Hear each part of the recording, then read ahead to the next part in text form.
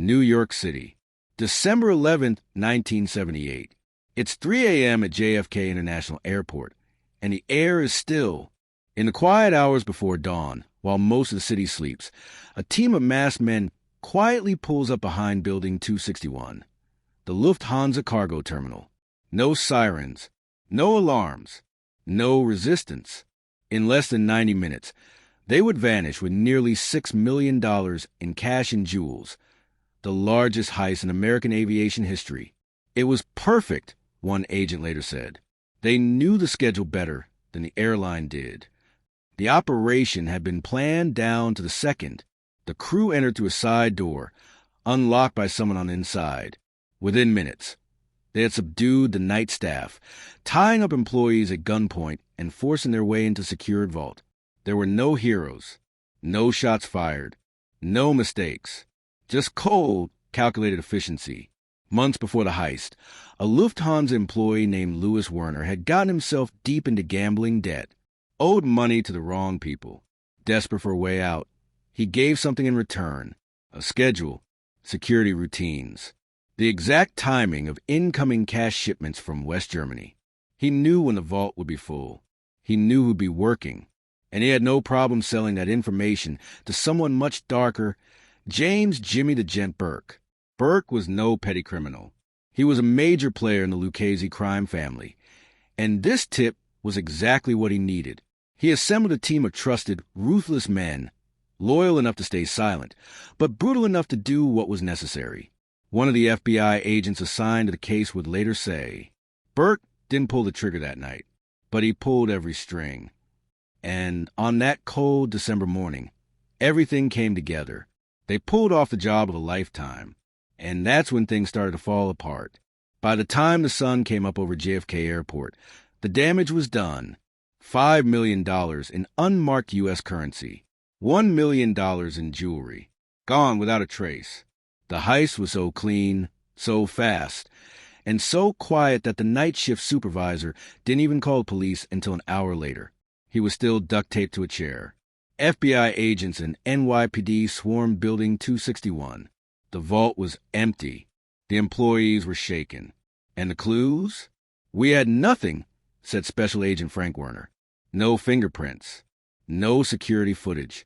Just a locked door, an open vault, and a whole lot of empty boxes. The one thing that was immediately clear: this was an inside job. Burke's crew had done everything right until after the robbery. They had specific orders: lay low, don't make big purchases, don't draw attention. But within 2 weeks, those orders were being ignored. One crew member bought a brand new Cadillac. Another threw a lavish Christmas party.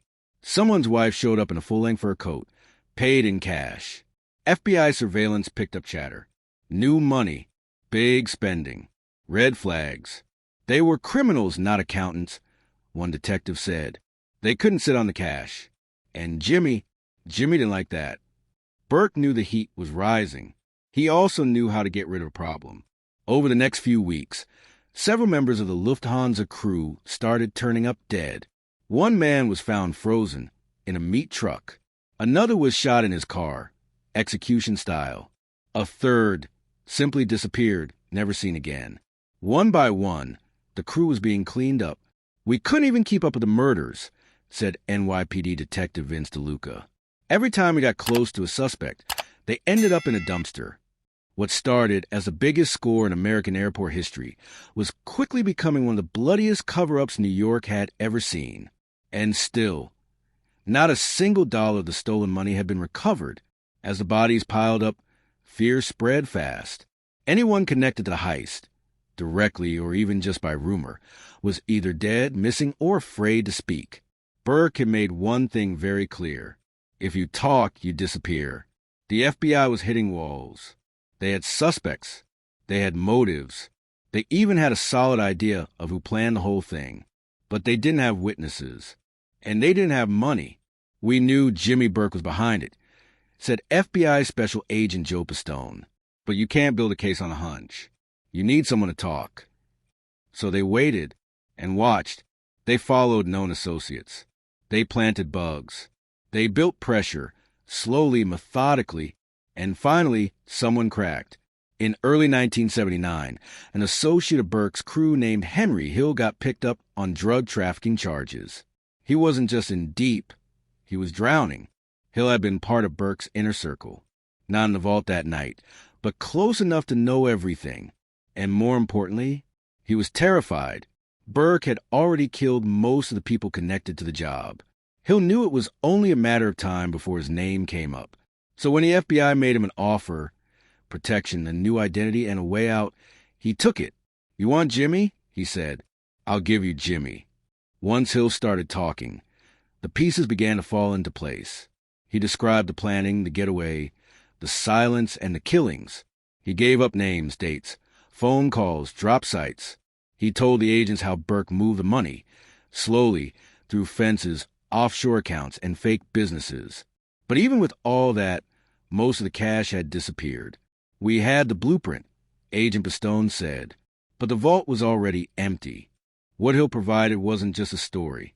It was a confession machine and a way into the Lucchese family. But it came with a price. Jimmy Burke wasn't going down without a fight. With Henry Hill fully cooperating, the FBI finally had what it needed: leverage. They didn't go after Jimmy Burke with sirens and spotlights. They moved quietly, methodically, just like he had. But when they did strike, they hit hard. Burke was arrested, not for the Lufthansa robbery, but for racketeering, extortion, and murder conspiracy. It was enough to hold him. "We couldn't get him on the cash," said Special Agent Frank Wright, "but we could get him on the blood." Inside, Burke kept his cool. He didn't confess, didn't panic, but he knew. Henry Hill's testimony was a ticking time bomb. Hill went into witness protection immediately. But before disappearing, he sat down for weeks of interviews and gave federal prosecutors a blow-by-blow account of the Lufthansa job and Burke's role in it. He ran it like a general, Hill said. Jimmy was smart, paranoid, dangerous. He didn't trust anyone. That's why people ended up dead.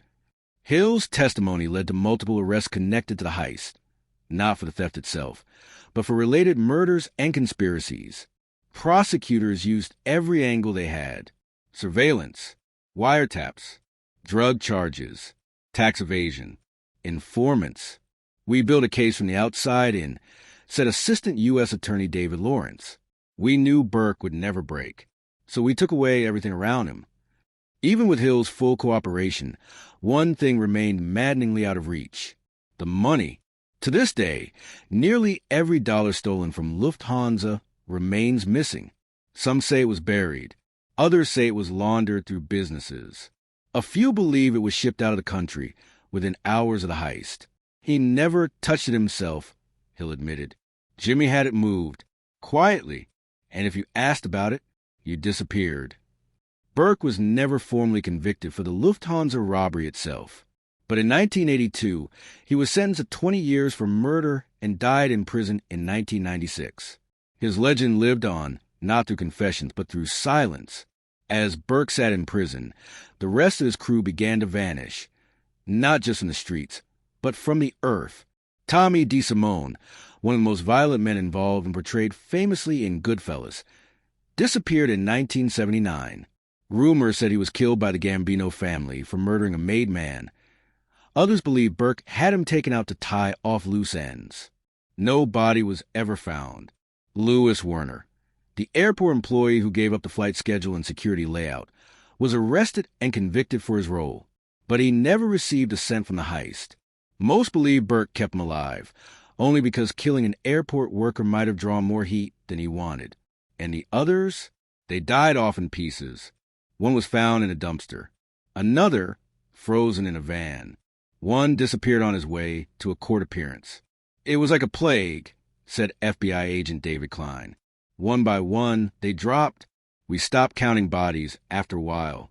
Despite the chaos, the FBI kept digging. They were still determined to uncover where the money had gone and maybe, just maybe, link Burke to the heist directly. But Burke refused to talk. No confession. No cooperation. He knew the code. He took it to the grave," said one federal agent. No one ever flipped after Henry. No one else dared. Henry Hill, now living under witness protection, watched from afar. He later said he lived in fear every single day. I knew if Jimmy ever got out, I'd be dead before I finished breakfast. By the mid-1980s, most of the original Lufthansa crew was dead, jailed, or disappeared. The crime that once made headlines around the world was now a ghost, living on only in FBI case files, old headlines, and whispered bar stories. But one fact remained unchanged. The money was still gone. By the time the 1990s rolled around, the Lufthansa robbery had become something else. Not just a crime, but a myth. Books were written. Movies were made. Goodfellas brought the story to Hollywood, a film praised for its brutal honesty and disturbing accuracy. But behind the cinematic glory was a cold, undeniable truth. Almost no one survived it, and not $1 was ever recovered. The FBI officially closed the case in the 1990s, but only after decades of surveillance, interviews, dead ends, and bodies. No one had ever been charged directly for the robbery itself, only for the murders that followed. "We knew who did it," said Agent Frank Werner. "We just couldn't prove it in court. They buried the evidence along with the bodies." The statute of limitation for robbery ran out in 1985. After that, the law couldn't touch the thieves unless they talked. And they never did. Where did the money go? Some believe Burke laundered it all through construction jobs and shell businesses. Others think it was smuggled overseas, piece by piece. A few whispers claim part of it still sits buried beneath concrete in New Jersey. But no one knows for sure. Even Henry Hill, the man who helped unravel the case, couldn't say. He moved it fast, Hill once said. You never saw the same money twice. It vanished, like we did. The Lufthansa heist remains one of the most successful unsolved thefts in American history. It was a perfect job, perfectly timed, perfectly planned, and nearly perfectly executed. But in the end, it came with a price no one expected. Silence, betrayal, death, and the cruelest part, the money outlived them all.